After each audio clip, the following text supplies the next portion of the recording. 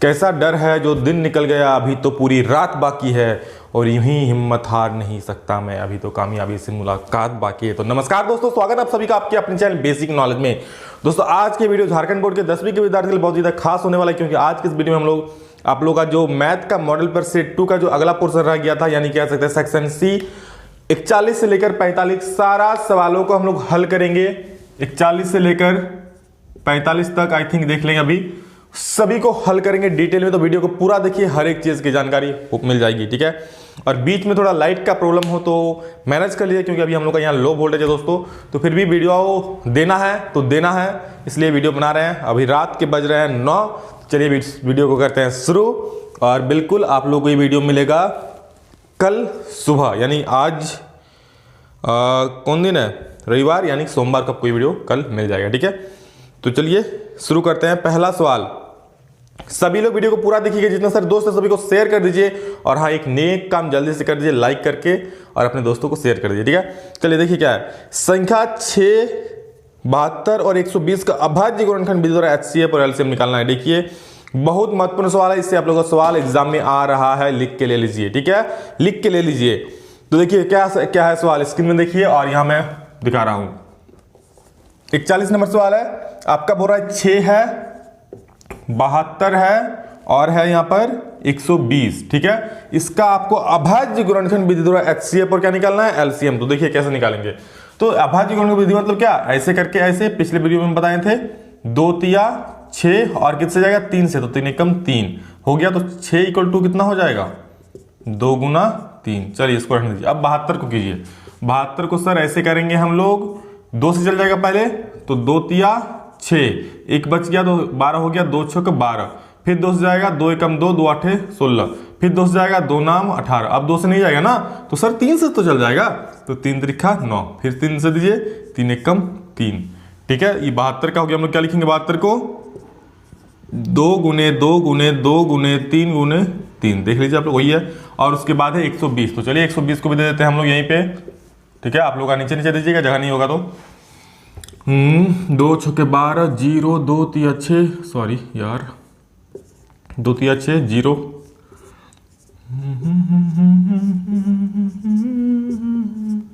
चलिए ये सब लघुत्तम में सबको तो पता ही है, सिंपल सब बात है। चलिए अब होगा काम का बात, क्या है उसको लिख लेते हैं। 2 गुना 2 गुना 2 गुना 3 गुना 5। देखिए सबसे पहले हम HCF निकालते हैं, ठीक है।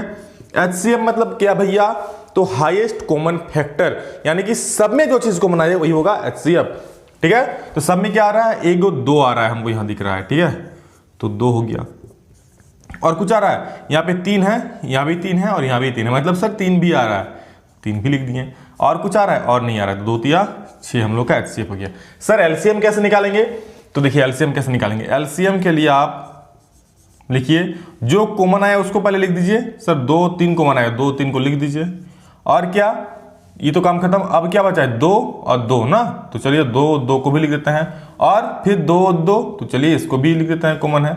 और क्या है, यहाँ 3 है, लेकिन यहाँ 3 नहीं है, तो इसमें सबको लिख देना है, जो कॉमन आएगा उसको भी, जो नहीं आएगा उसको भी। ये तो 3 का काम हो चुका है, यहीं पे एक बार लिख चुका है ना। और ये बच गया 5, सबको गुना कर दीजिए भैया। क्या होगा, 2 तिया 6, 2 12, 2 24, ठीक है। और 24 तिया 72, 72 को 5 से गुना कर दीजिए, आप लोग का LCM आ जाएगा 5 का 0, हाथ में रहा 1, 5 35 1 36, 360, 360 हो गया हम लोग का इसका LCM।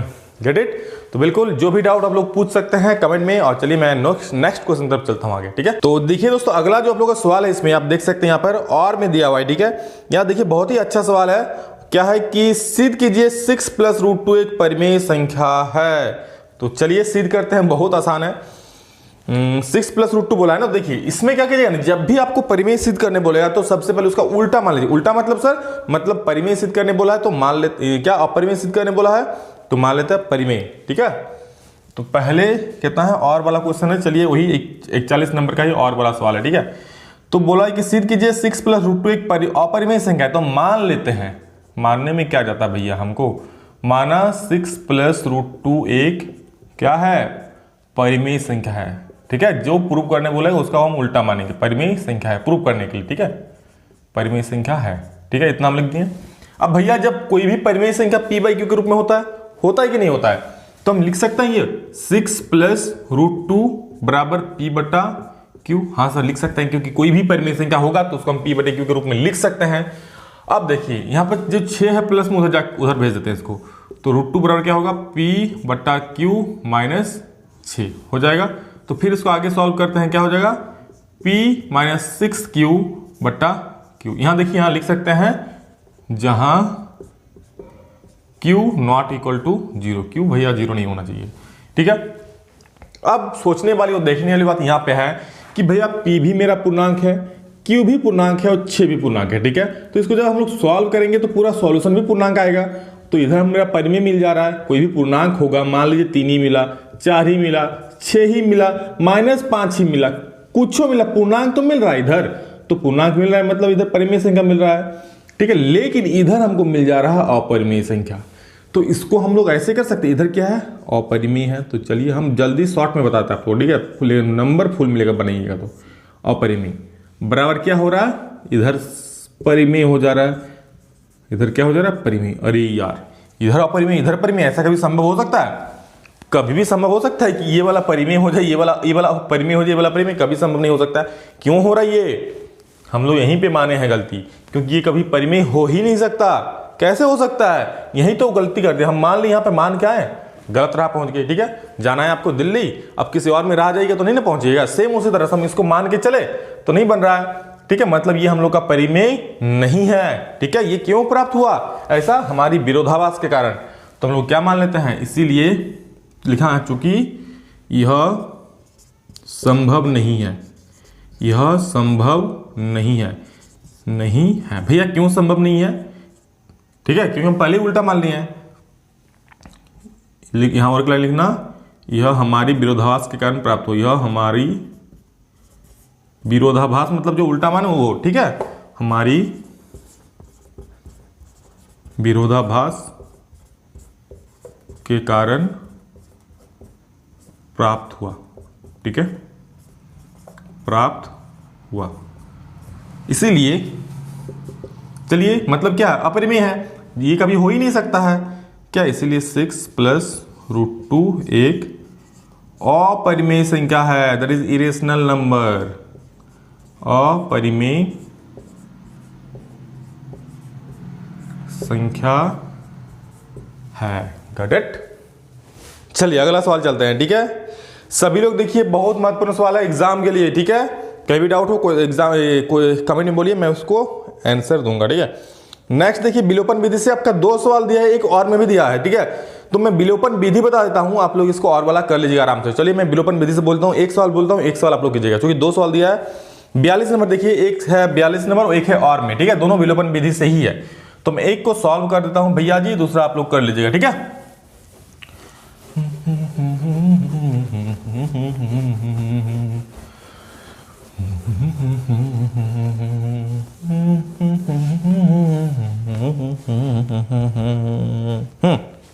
What is the question?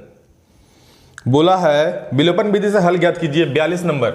तो चलिए 42 लिख लेते हैं, क्या है 2x प्लस 3y। तो चलिए 2x प्लस 3y ये भी हम लिख लिए हैं, और क्या दिया है बराबर 13 दिया है, चलिए बराबर 13 लिख लिए। और क्या दिया है, और एक इक्वेशन दिया है 4x plus 5y, 4x plus 5y बराबर क्या दिया है सर? तो बराबर 23 दिया है। देखिए विलोपन विधि मतलब समझ लीजिए क्या होता है, मतलब किसी एक को हम काट देंगे, ठीक है। क्या किसको काटेंगे सर? या तो हम x वाला का जो गुणांक है उसको हम बराबर करेंगे, या फिर जो y वाला गुणांक है उसको बराबर करेंगे। अगर दोनों बराबर रहता है तो हमको कोई दिक्कत नहीं है, सीधा सीधा हम काट देंगे। देखिए अभी कैसे बनाते हैं उसके बाद फिर समझाते हैं, ठीक है। देखिए हम इसको ज्यादा कौन वाला, अगर इसको हम 2 से गुना कर देते हैं तो 2 दूनी 4x हो जाएगा, यहाँ 4x ही मतलब बराबर हो जाएगा ना। विलोपन विधि जब भी बोलेगा आप लोगों को तो किसी एक को बराबर करता है, या तो इसको और इसको बराबर करना है, या फिर इसको और इसको समान करना है, ठीक है। तो हम इसको करेंगे तो इसको 5 से गुना करना पड़ेगा, इसको 3 से गुना पड़ेगा, तब दोनों 15 होगा, ज्यादा झमेला है। तो सिंपल से हम इसको खाली कितना से गुना कर देंगे 2 से, तो 2 दूनी कितना हो जाएगा 4x हो जाएगा ना। तो इसी को लेकर हम चलते हैं, चलिए ठीक है। समीकरण 1 को हम किससे गुना करते हैं? 2 से करते हैं। तो समीकरण देखिए विलोपन विधि हम लोग कैसे, सभी में क्वेश्चन इसमें ऐसे ही होगा, ठीक है। समीकरण 1 को, इसको समीकरण 1 मानिए ना, इसको समीकरण 2 मान लीजिए। समीकरण 1 को किससे गुना कर रहे हैं हम? 2 से गुना करके डायरेक्ट हम करते हैं, ठीक है, गुना करके समीकरण 3 से घटाने पर, ठीक है। अब भैया जब हम गुना करेंगे तो क्या होगा? अब देखिए समीकरण 1 को हम किससे गुना करें? 2 से, तो इसको 2 से गुना कीजिए, क्या होगा? 2 दूनी 4x। अब इसको हम गुना नहीं करेंगे, क्या गलती किया इसने? जब हम समीकरण 1 को गुना करेंगे तो जो जो इसमें है सबसे गुना करेंगे समीकरण 1 वाला में, इसको भी करेंगे 2 तिया 6y बराबर है तो बराबर, इसको भी 2 से करेंगे 13 दूनी 26। चलिए हमारा काम हो गया। समीकरण 2 में कुछ नहीं किया है, क्या कर रहे हैं? समीकरण 1 को 2 से गुना कर दिया है और समीकरण 3 से घटा रहे हैं। किससे हम घटा रहे हैं? समीकरण 3 से। समीकरण 3 में यहाँ लिख दीजिए 4x प्लस 5y, ये भैया माइनस नहीं है, माइनस नहीं पकड़ लीजिएगा, और बराबर 23, ठीक है। यहाँ पे अब साइन चेंज, देखिए विलोपन विधि में क्या करना है? एक को हटा देना है, या तो आप x को हटाइए या फिर y को हटाइए, और इसको हटाएंगे कब? जब मेरा कोई एगो सेम आ जाए, ठीक है। चूंकि यहाँ पे मेरा x वाला हम बराबर कर दिए, कहीं आप y भी कर सकते हैं, y को भी कर सकते हैं, ठीक है। अगर आप लोग चाहते हैं मैं ज्यादा क्वेश्चन इससे लेकर आऊंगा और अच्छे से बताऊंगा, लेकिन इसमें समझ लीजिए, इसमें भी आप समझ जाइएगा, किसी एक को बराबर कीजिए, या तो x का कॉफिशिएंट या फिर y का कॉफिशिएंट, बस बराबर करके आप घटा दीजिए, आंसर आ जाएगा। तो घटा दे रहे हैं, क्या करेंगे? घटा रहे हैं मतलब साइन चेंज करेंगे, या माइनस या माइनस, यहाँ भी माइनस, तो यहाँ प्लस है तो माइनस, यहाँ भी प्लस है तो माइनस, यहाँ भी कुछ नहीं मतलब प्लस है तो माइनस। अब देखिए ये माइनस 4x और ये प्लस 4x कट जाएगा, ये प्लस माइनस से, आप लोगों को पता है जब साइन देते हो ये साइन इसका पकड़ाएगा तो प्लस माइनस से माइनस, मतलब 6y में 5y जाएगा तो 1y बचेगा, ठीक है।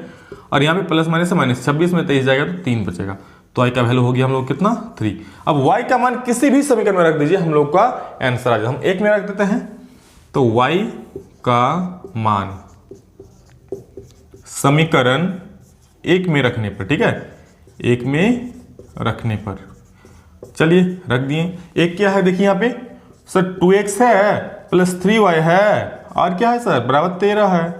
तो 2 इंटू एक्स का तो नहीं मालूम, तो x हमको निकालना है, प्लस 3y का मालूम निकाल लिए 3, तो 3 लिख देते हैं, अब बराबर 13, तो होगा 2x प्लस 3 त्रिका 9 बराबर 13। तो 2x बराबर कितना हो जाएगा? 13 माइनस 9 हो जाएगा सर। तो x बराबर कितना हो जाएगा? 13 में 9 गया तो 4 बटे 2, 2 दूनी 4, 2, मतलब x का वैल्यू 2। तो हम लोग क्या क्या निकला? x का वैल्यू सर निकल गया 2 और y का वैल्यू सर निकल गया 3। That is our final answer. Get it? जल्दी से इसको स्क्रीनशॉट लीजिए या फिर नोट कर लीजिए, जो करना है करिए, और हम लोग बढ़ते हैं अगले सवाल की तरफ। जय हो। क्या है देखिए, निर्देशांक बिंदु,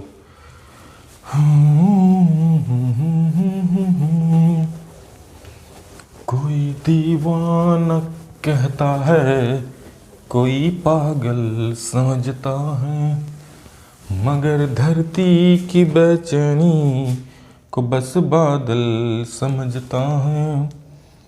मैं तुझसे दूर कैसा हूँ, तू मुझसे दूर कैसी है, ये मेरा दिल समझता है या तेरा दिल समझता है, कि मोहब्बत सांसों की पावन सी कहानी है, कभी कबीरा दीवाना था, कभी मेरा दीवानी है। देखिए ए और बी आपका 2 बिंदु दिया है, सबसे पहले क्वेश्चन को समझ लीजिए क्या है, ठीक है।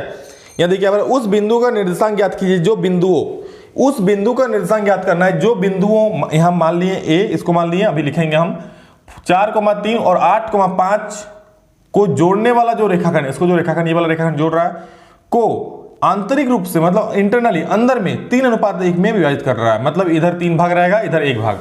तो मान लेते हैं भैया जी यहाँ पे कोई पॉइंट P है, ठीक है, जो इसको 3 अनुपात मतलब इधर 3 भाग इधर 1 भाग में विभाजित कर रहा है। कोई दिक्कत नहीं सर। तो हम एक लाइन लिख देते हैं यहाँ पे कि माना बिंदु कौन विभाजित कर रहा है सर? बिंदु P विभाजित कर रहा है, तो P, और इसका निर्देशांक हम मान लेते हैं x, विभाजन बिंदु का निर्देशांक हमेशा क्या मानेंगे हम लोग? x, y मानेंगे, ठीक है। जब भी विभाजन बिंदु निकालेंगे तो हम x, y मानेंगे, और ये जो 3:1 हो गया इधर वो वाला है।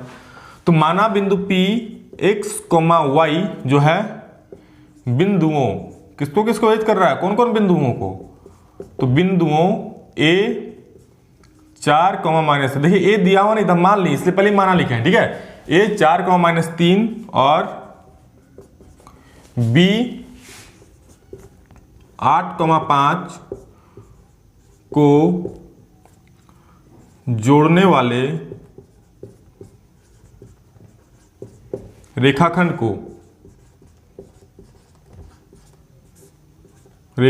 को किस अनुपात में बांट रहा है? 3:1 में, 3:1 में विभाजित करता है, विभाजित करता है। ठीक है, देखिए इसको लिख लेना है तो एग्जामिनर खुश हो जाएगा, हाँ बच्चा लिखा है। ठीक है, वरना आप डायरेक्ट बना दीजिएगा तो अगर मूड खराब रहेगा तो नंबर वो काट देता है। तो इसलिए ये वाला सेंटेंस लिख लेना है। ठीक है, बस कुछ नहीं, ए और माना बिंदु P ए और B को जोड़ने वाले रेखाखंड को 3:1 में बांट रहा है या विभाजित करता है। ठीक है, अब देखिए बस इतना हो गया, काम हम लोग का हो जाएगा। हम लोग का निर्देशांक बिंदु का फॉर्मूला पता है, जो हम लोग का सेक्शन फॉर्मूला होता है, क्या होता है? P x, y, ये विभाजन बिंदु का फॉर्मूला क्या हो गया? M1 x2 plus M2 x1 बटा M1 प्लस M2 होगा। ये हो गया मेरा x कोऑर्डिनेट। y का क्या होगा? y में लिखिए M1 y2 plus M2 y1 और बटा में M1 प्लस M2 लिख सकते हैं। अब देखिए ये क्या है? x1, ये क्या है? y1, ये क्या है? दूसरा बिंदु x2 y2, ये क्या है? m1 अनुपात m2, मतलब m1 हो गया 3, m2 हो गया 1। अगर आप चाहते हैं तो सभी का वैल्यू यहाँ लिख सकते हैं, या फिर डायरेक्ट भी यहाँ से पुट कर सकते हैं, आपकी मर्जी। अगर लिख लीजिएगा तो और बेटर है। चलिए हम डायरेक्ट करते हैं, आप लोग एग्जाम में लिख के कीजिएगा। m1 का मान कितना हमको पता है? 3, चलिए 3 लिख दिए। x2 का मान कितना? तो देखिए x2 है 8 प्लस m2 का मान कितना? 1, x1 का मान कितना? 4, तो लिख दिए। अब बटा m1 प्लस m2 मतलब 3 प्लस 1, फिर y में चल जाइए तो m1 y2, m1 क्या है सर? m1 तो 3 ही रहेगा। y1 क्या हो जाता है? x1 y1 कितना हो गया? -3, तो यहाँ पर -3। अब प्लस m2 y1, तो m2 क्या है सर? 1 है। y1 कितना है? x1 y1 x2 y2। एक मिनट, यहाँ पे देखिए m1 y2 है ना, तो x2 y2 5 है यहाँ पे, तो इसको हम 5 लिखेंगे। ठीक है, सॉरी फॉर द मिस्टेक, हो जाता है गड़बड़ी। प्लस तो प्लस m2 हो गया 1 इंटू y1 क्या है? -3, यहाँ पे -3। अब बटे m1 प्लस m2 मतलब 3 प्लस 1, बस दोनों को सॉल्व कीजिए, हो जाएगा अपना काम। क्या करना है? 3 8 24, 4 1 कम 4, अब बटे 3 और 1 4 हो गया, कॉमा 3 5 15 प्लस माइनस से माइनस 3 1 कम 3 बट 3 1 और 1 4। ठीक है, इसको हम लोग लिख सकते हैं यहाँ पर 24 और 4 28 बटे 4, कोई दिक्कत नहीं सर। 15 में 3 गया तो 12 बटे 4, कोई दिक्कत होगा तो बोलिएगा। ठीक है, बराबर क्या लिखेंगे हम लोग? दिख रहा है ना, इसको काट देंगे, 4 7 28 और 4 3 12, मतलब क्या होगा? 7,3 इज और फाइनल आंसर। ठीक है, तो वह बिंदु क्या होगा? इसलिए हम यहाँ लिख दीजिए एक लाइन कि इसलिए वह बिंदु P कितना? 7,3 होगा। ठीक है, चलिए अगला सवाल चलते हैं। ठीक है,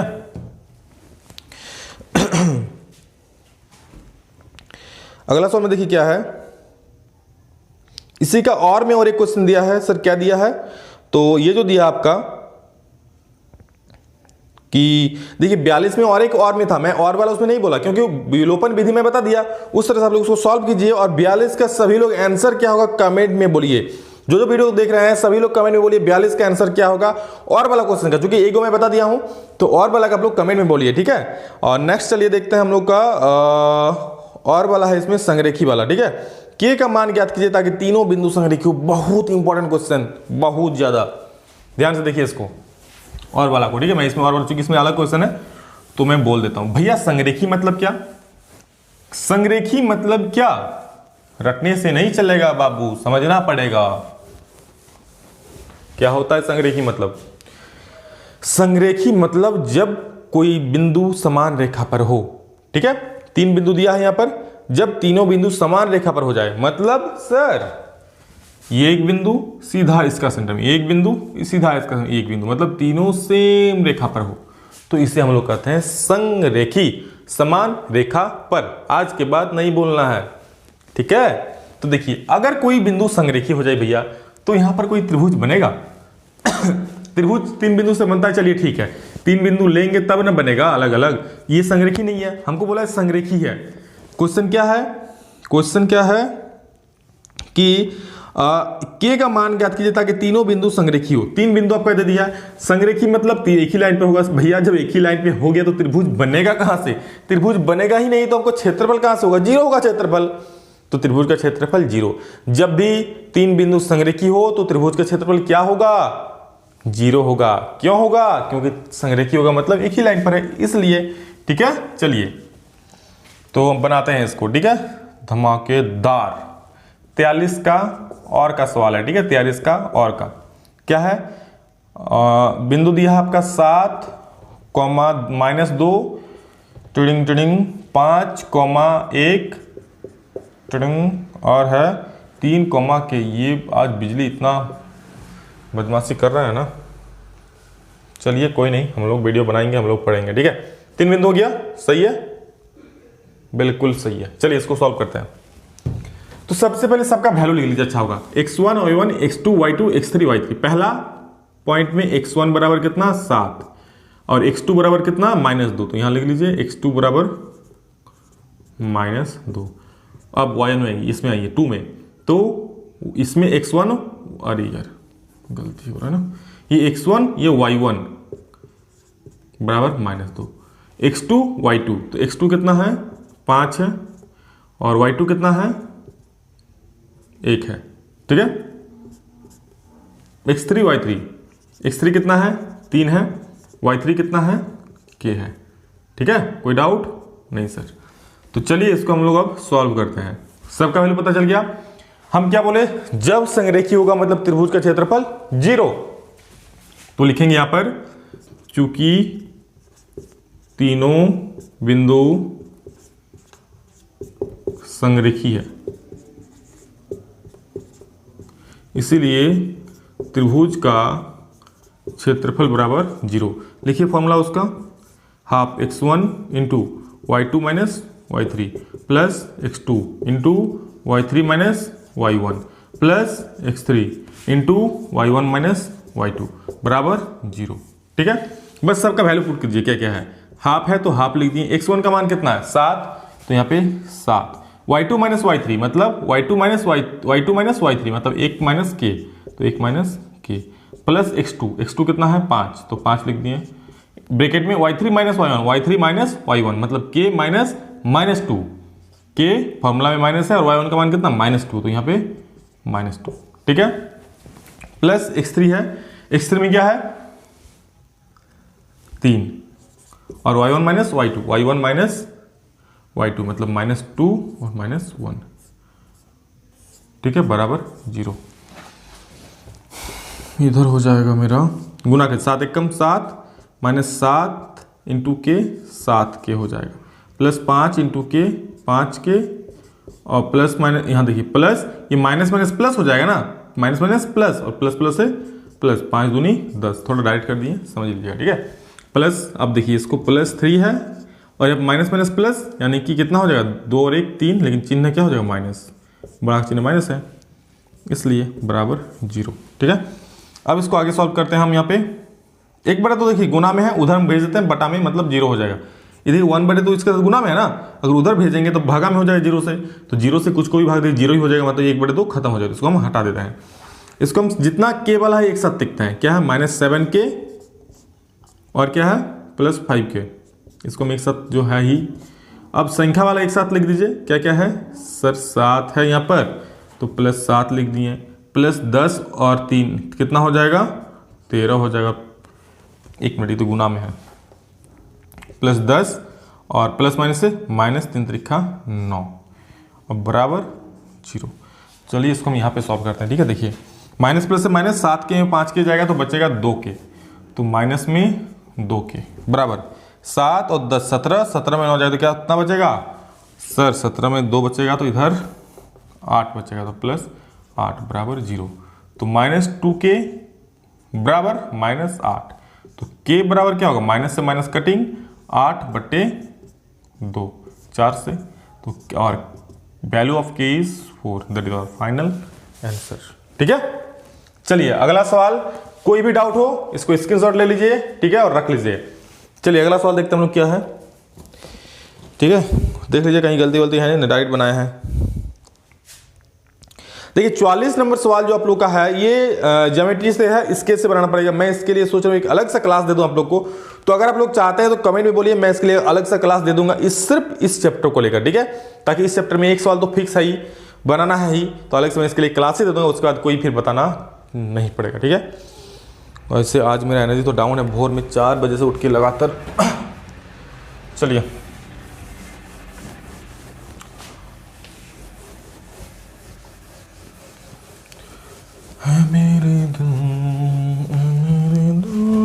चलिए अगला सवाल देखते हैं 45 नंबर, और आप लोग का इसका सेक्शन का लास्ट, मतलब सेक्शन सी का जो बोल सकते हैं लास्ट सवाल है, ठीक है। इसके बाद डी में आप लोग कल बताएंगे।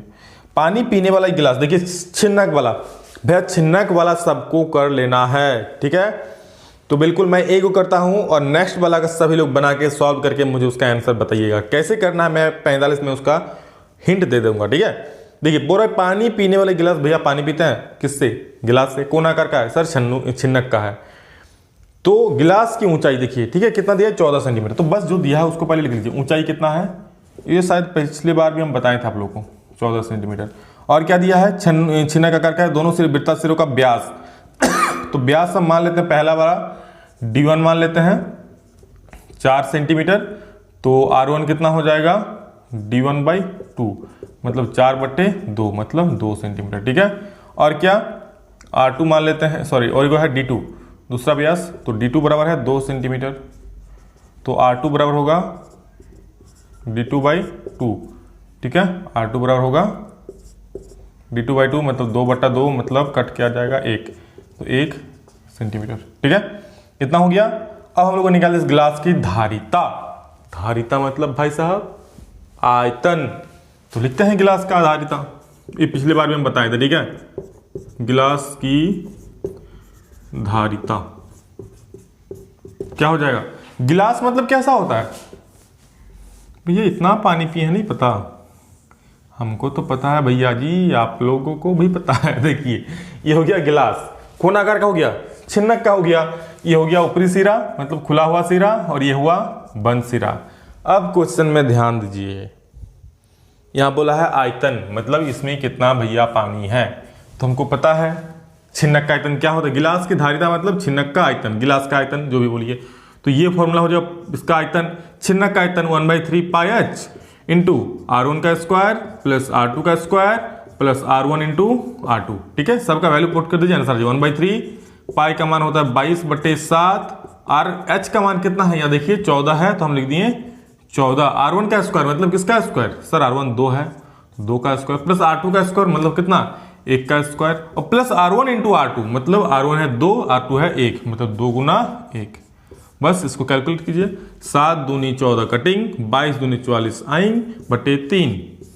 अब 2 का स्क्वायर भैया जी 4, 1 का स्क्वायर 2, और 1 का स्क्वायर 1 ही होता है, और 2 1 कम। बहुत सारा बच्चा ऐसा बोलता है ना कि सर 1 का स्क्वायर ना 2 होता है। हम बहुत सारे बच्चे को स्कूल में पढ़ाते हैं तो देखे हैं, 2 1 कम 2। तो नहीं भैया, 2 का 1 का स्क्वायर 1 ही होता है, ठीक है। और ऐसे आप बच्चा लोग को पूछिएगा आप लोग कि बोलो तो 1 का स्क्वायर कितना, तो बहुत सारा बच्चा बोलेगा 1 का स्क्वायर 2 होता है। मैं खुद ट्राई किया, आप लोग पूछिएगा, देखिएगा मिल जाएगा, ठीक है। तो देखिए क्या हो जाएगा, 44/3, इसको जोड़ दीजिए, 4 1 5 और 2 7, गुना कर दीजिए, 7 28 का 8, 2 7 28 29 30, 308/3। इसको अगर हम लोग पूर्णांक में निकालते हैं तो 3 एकम 3, 0, 3 दूनी 6, 6, 2/3 सेंटीमीटर है ना, तो सेंटीमीटर क्यूब। सर क्यूब क्यों? क्योंकि आयतन, ठीक है। That is our final answer. Get it? तो बिल्कुल कैसा वीडियो लगा सभी लोग कमेंट में जरूर बोलिए, ठीक है। आज हो सकता है थोड़ा क्वालिटी घटा हो, क्योंकि आज लाइन साथ नहीं दिया हम लोग का, लो वोल्टेज, और फिर रूम में हम 2-2 बल्ब लगा के आप लोग का ये वीडियो रिकॉर्ड कर रहे हैं। और रात के बज रहे हैं अभी लगभग 9:30, हम लोग का वीडियो हो चुका है खत्म। इसी बात पे वीडियो को कर दीजिए लाइक और अपने दोस्तों को शेयर, ठीक है। तो ये विकास सर तो हमेशा आप लोगों के साथ है ही, बस आप लोग अपना प्यार बनाए रखें और सभी दोस्तों को जोड़िए इस चैनल से, क्योंकि इस चैनल पर ना दोस्तों सब लोग को पढ़ाया जाता है, क्योंकि इस चैनल पर पढ़ाने के साथ साथ आप लोग का मोटिवेशन, साथ में नया नया अपडेट दिया जाता है कि एग्जाम कब होगा, सारी जानकारी, ठीक है। दूसरे चैनल जैसा नहीं कि बस अपडेट दे दिए, ट्रिक बता दिए, साथ में पढ़ाया भी जाता है। तो बिल्कुल ओनली वन, बाकी आप लोग तो समझदार हैं और समझदार को इशारा ही काफ़ी है। तो चलिए दोस्तों, अभी के लिए इतना ही, नेक्स्ट में जल्द मिलते हैं, तब तक के लिए जय हिंद, वंदे मातरम।